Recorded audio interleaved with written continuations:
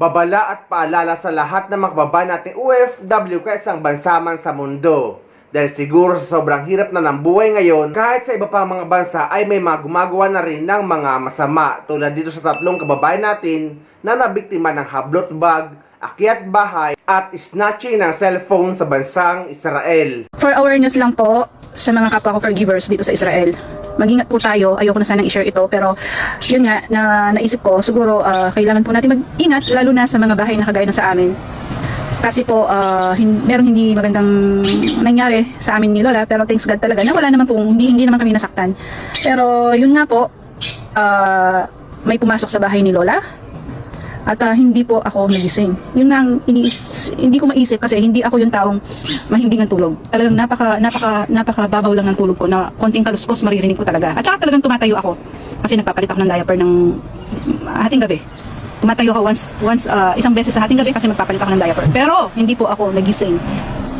So may pumasok, yung kwarto namin, yung kwarto ko, basta. So ang ano ko po, awareness lang po na kung meron po tayong mga caregiver, kasi usually kasi yung mga matatanda, wala naman yan mga pera sa bahay. Wala silang pera kasi hindi sila nagamit ng cash dito. Mostly mga card. So tayong mga caregivers, lalo na tayo, syempre, mahilig tayong bumili ng mga investment.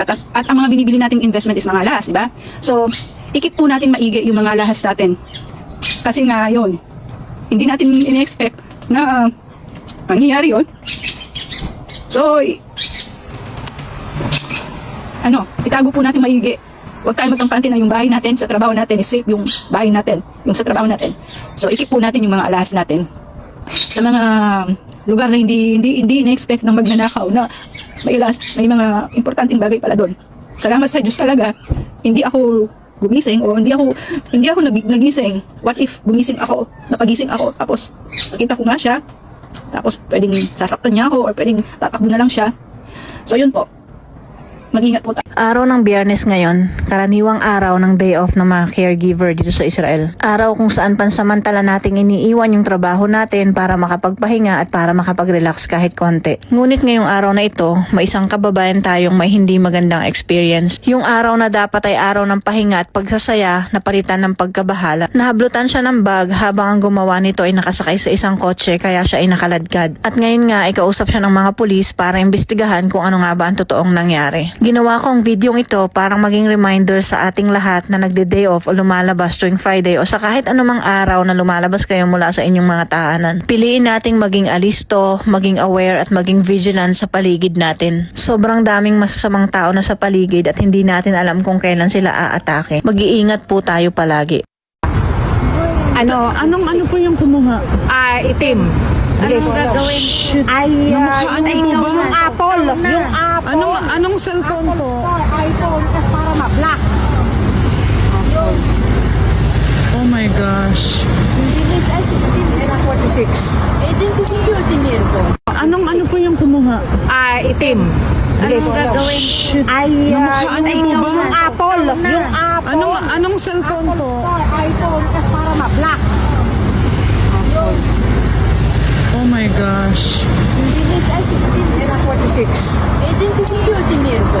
So, ingat-ingat dyan sa mga kababayan ko OFW sa bansang Israel at maging awareness din ito sa lahat ng mga OFW kahit sa bansa man sa mundo. Dahil iba na ang panahon ngayon. Madaling araw pa lang, gising na ang isip, iniwan ang tahanan, pangarap ang kapalit. Malayo man ang bayan, malayo man ang yakap, bit-bit ko ang pamilya sa bawat kong paglakad. Bawat luha sa gabi, aking itinatago. Sa litrato nyo ako kumukuha ng lakas ko. Ako'y OFW, bayaning tahimik kahit malayo.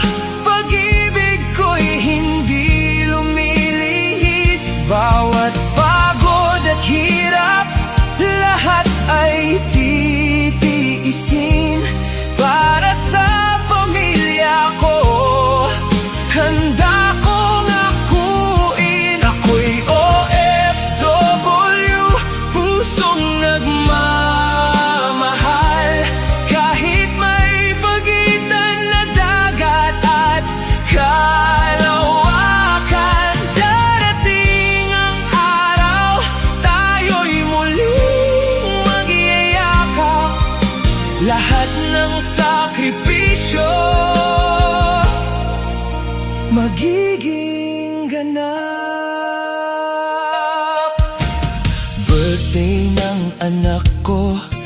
video lang nakita.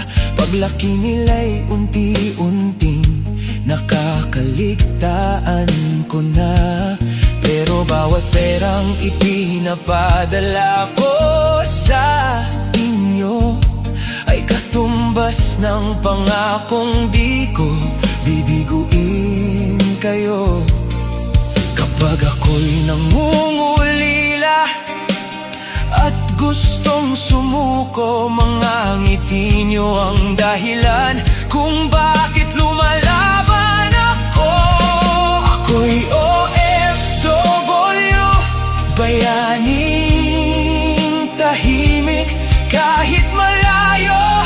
Pag-ibig ko'y hindi lumilihis. Bawat pagod at hirap, lahat ay titiisin para sa pamilya ko. Handa kong akuin, ako'y OFW, pusong nagmamahal. Kahit may pagitan na dagat at kalawakan, darating ang araw, tayo'y muling magyayakap. Lahat ng sakripisyo magiging ganap. Kapag Pasko'y dumating at ako'y nasa malayo, ang mga alaala nyo ang kayakap ng puso ko. Bawat taon na lumilipas, bawat sakripisyong dala ay hakbang patungo sa pangarap ng pamilya.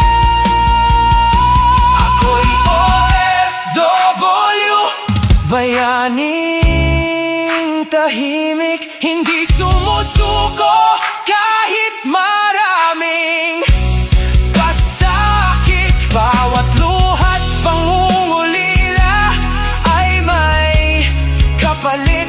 Mas magandang bukas para sa mga mahal kong higit. Ako'y OFW, pusong nagmamahal. Kahit malayo, kayo pa rin ang aking tahanan. Darating ang araw, hindi na maghihiwalay at magkakasama tayong aani ng tagumpay.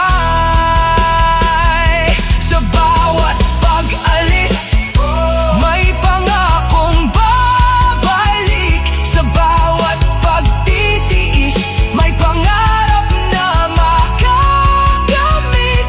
Para sa pamilya, para sa kinabukasan nila, ako'y OFW, handang magsakripisyo hanggang dulo ng laban.